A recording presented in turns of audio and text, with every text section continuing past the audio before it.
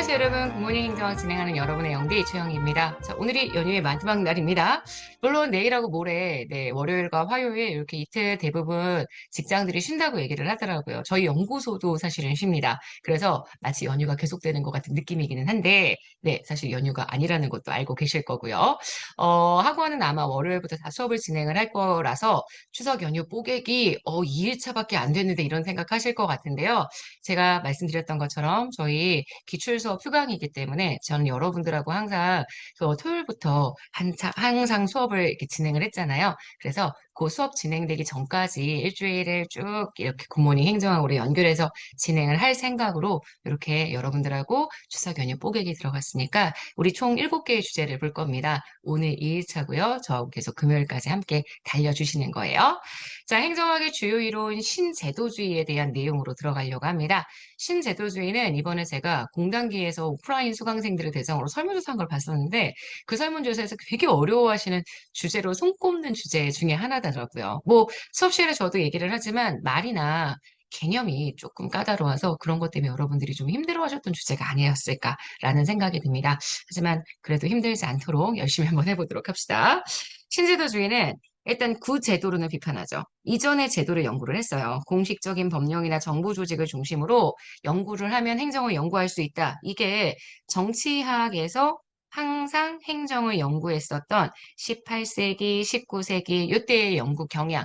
요게 잘못됐다라고 생각해서 여기에 벗어나려고 했던 게 행태주의고요.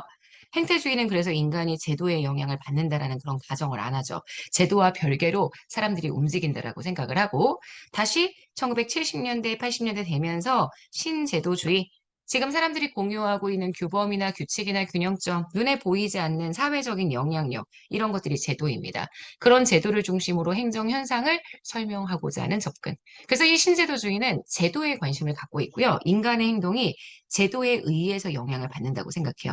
제도는 인간의 행위를 구속하죠. 인간의 행위를 구속하는 제도를 그럼 왜 만드느냐? 만드는 이유가 중요한데 그 만드는 이유가 경제적, 합리적 선택의 일환이다. 이게 합리적 선택의 신제도주의. 역사적으로 만들어진 정치적 제도들이다. 이게 역사적 신제도주의. 사회 구성원들이 공유하고 있는 사회적인 규범이다. 이게 사회학적 신제도주의이기 때문에 같은 신제도주의 계열이기는 하지만 세 가지의 이론이 좀 다 다르거든요.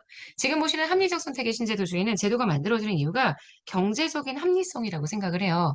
그래서 여기에서의 선호는 제가 항상 얘기하지만 제도를 만들고자 하는 선호입니다. 제도가 있었으면 좋겠어라고 생각하는 그 제도에 대한 선호. 그리고 특정한 제도가 바람직하다라고 생각하는 그런 선호. 제도 자체에 대한 선호를 이야기할 때 제도권과 별개로 내가 제도권에서 자랐기 때문에 선호를 가지는 게 아니라 내가 인간으로서의 합리성을 가지고 있기 때문에 선호가 발생한다고 생각하기 때문에 외생적 선호입니다. 그래서 내 선호를 만드는데 제도는 영향을 안 주고요.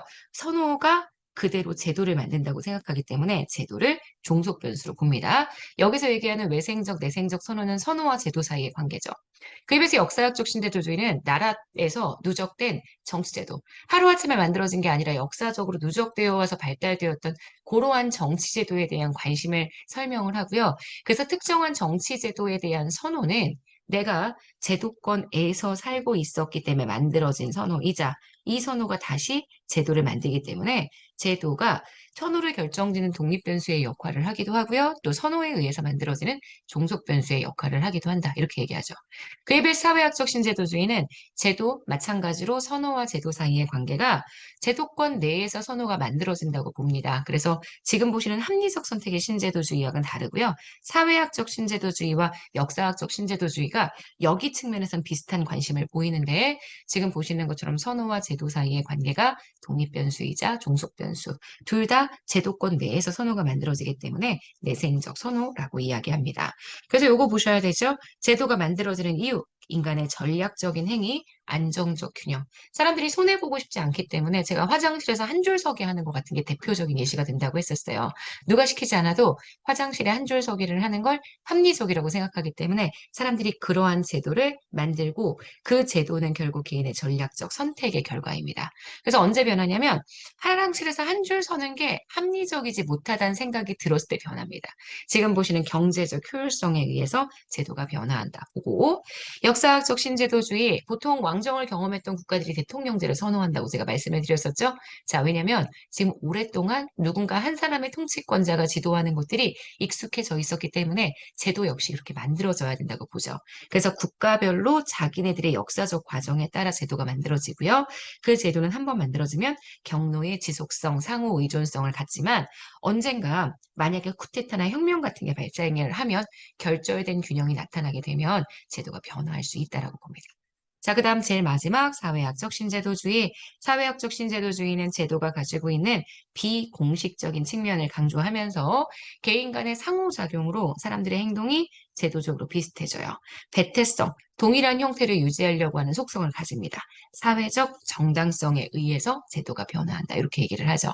그래서 세 가지 제도주의는 제가 수업 시간에 예시들을 되게 많이 들려드리는 편입니다. 예시도 좀 이해를 해주셔야 되고요. 그 예시만 봐주시면 안 됩니다. 의, 그리고 지금 보시는 여기 선호에 관련된 인식, 그 다음 여기 제도의 형성과 변화에 대한 부분 전체가 다 이해가 되어야 문제를 풀 수가 있습니다.